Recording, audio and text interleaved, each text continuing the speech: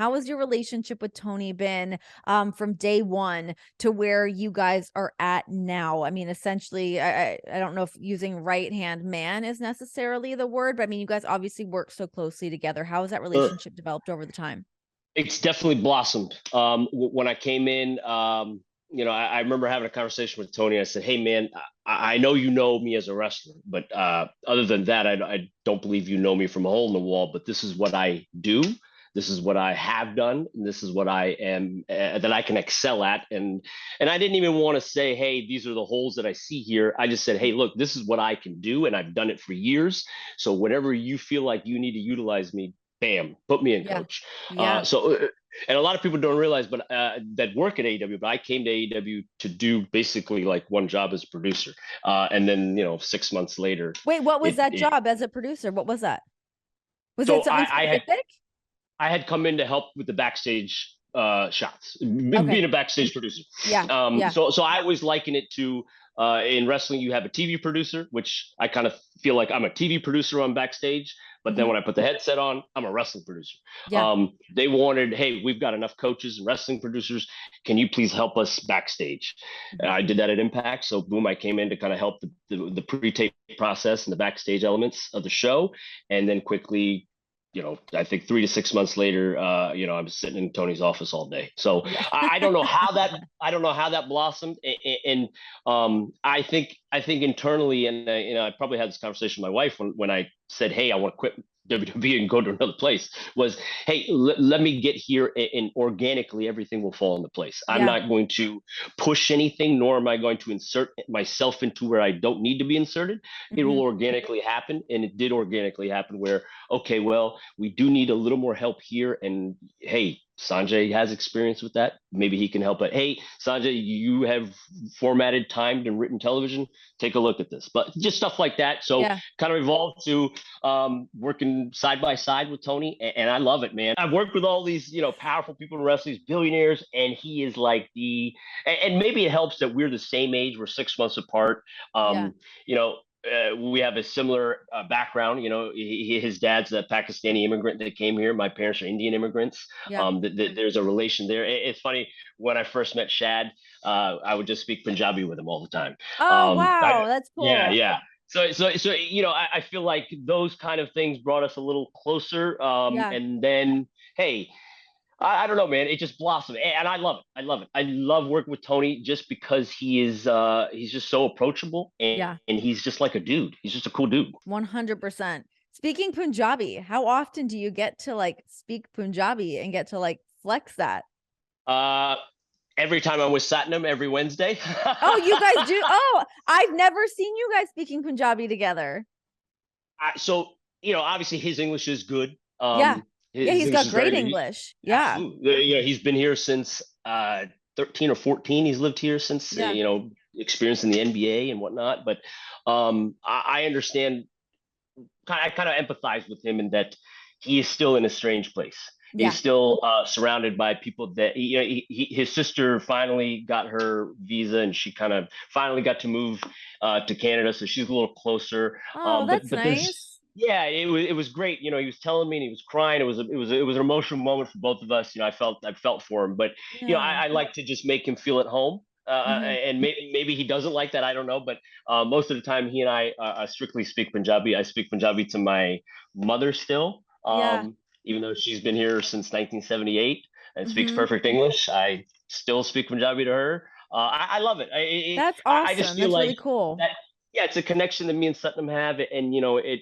Hopefully, he can feel a little more at home when he's around me at work. Certainly. Listen, yeah, listen, when me and my Canadian buddies all get together and talk about our packs of Molson 2-4s, it makes me feel a little more home. I love it. Love that. Exactly. Let's talk about Satnam a little bit though, because like he is a grade A human being. Really Best. enjoy him. I mean, even before I was working for AEW, anytime I would be there, I just feel like there's a warmth about him that you want to like hang out with him. You want to have those conversations. Anytime I have my daughter Absolutely. there, he's always trying to grab her and she's like, Yes, he's the no. best.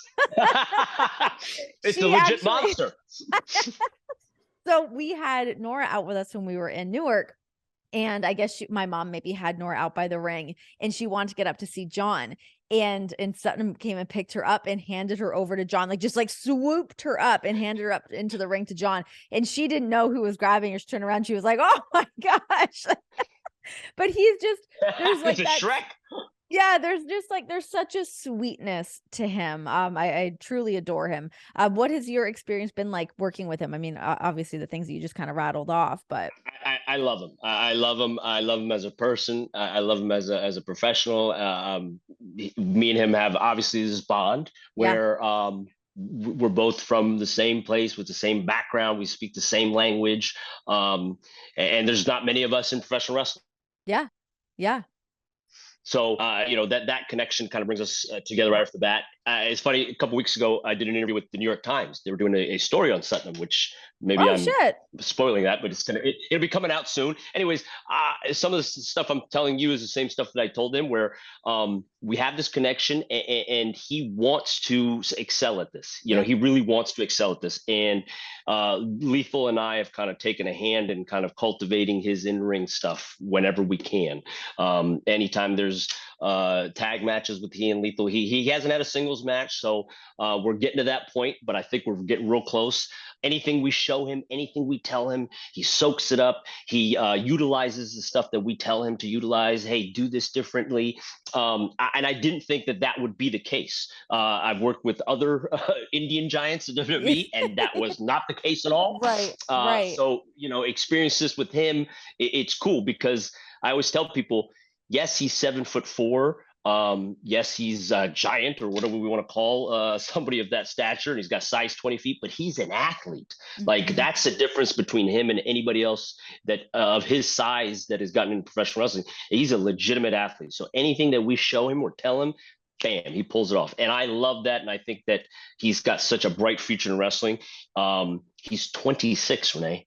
Let's not forget that. He is a kid. It's a baby. Okay? Yeah. He's a baby. So Yeah. I always kind of keep that in the back of my mind every week when we're kind of talking with him that, hey, he's still a kid. He's 26 and he's soaking in this new world that he probably had no clue about before he stepped in it. So for him to excel this quick in something that he probably never even watched as a child, that says a lot about his character and his athletic prowess. What are you having him watch? What's some of like the tape that you're getting Satnam to view? I mean, I can imagine some of the obvious, but Sure. I will say this. Paul White has taken obviously a kind of an interest in Satnam, sure. and Got they that have giant heat. Don't get that giant heat. Right. But they've kind of hit it off. So when it comes to like tape study and stuff, I tell Satnam, whatever Paul tells you, just listen and do that. So, and I appreciate Paul taking that time and effort and energy that he expends with Satnam, because there's some days where Lethal and I just don't have a chance to get in the ring with him, but Paul does. So I've kind of told Satnam, hey, Paul will be your ticket to success if you just listen to what he's telling you to do. He is experienced. If there's anybody in AEW that can empathize and sympathize with Satnam's issues and problems and kind of excelling at something like this, it's Paul. Oh, 100%. I mean, what are the odds of being able to like show up somewhere and you've got Paul White there to be like, oh, I can actually tell you exactly how all of this stuff works and what's going to work for you, what's not, etc. Exactly. So that's why I tell Satnam a lot of times is, look, Lethal and I will tell you our perspective, but our perspective is going to be way different than his. His perspective and his insight will be more centered and geared to you. So whenever he wants to sit with you, just sit down and listen and soak it all in.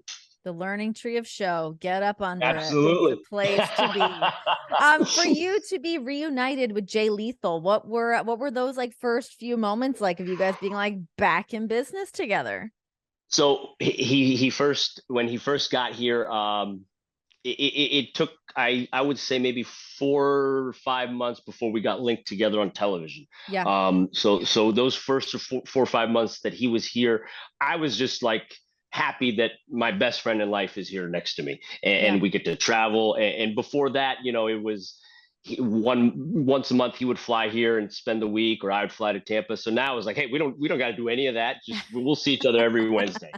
So Everything that I say about him on TV is true. He's a godfather of my kids. He's my best friend. He's my family. Thanksgiving, Christmas, you name it. So then when Tony comes to me and says, "Hey, I got an idea. I want you to manage Lethal on camera," I was like, "What in the hell are you talking about, man?" And he says, "Oh, I got another idea. I'm going to put you with Sutton Singh." I said, "What? That the 7'4" giant basketball player?" I said, well, okay, let's fucking go. Let's So fucking go. absolutely, man. And I'll be honest, if it wasn't Lethal and if it wasn't Satnam, I probably would have told Tony no, thank you. I had no aspirations to be in front of the camera. Yeah. Not something that I ever wanted to do. I knew that was behind me, but to work alongside my best friend in life. Yeah. And to help a fellow countrymen such as Satnam Hell yeah. kind of be the key to the success of professional wrestling in India moving forward, sign me up. It's awesome. It's not work, man. It's so much fun. I'm looking at a picture of Lethal right now, so it's fun. Just I'm with my best friend. That's not work, man.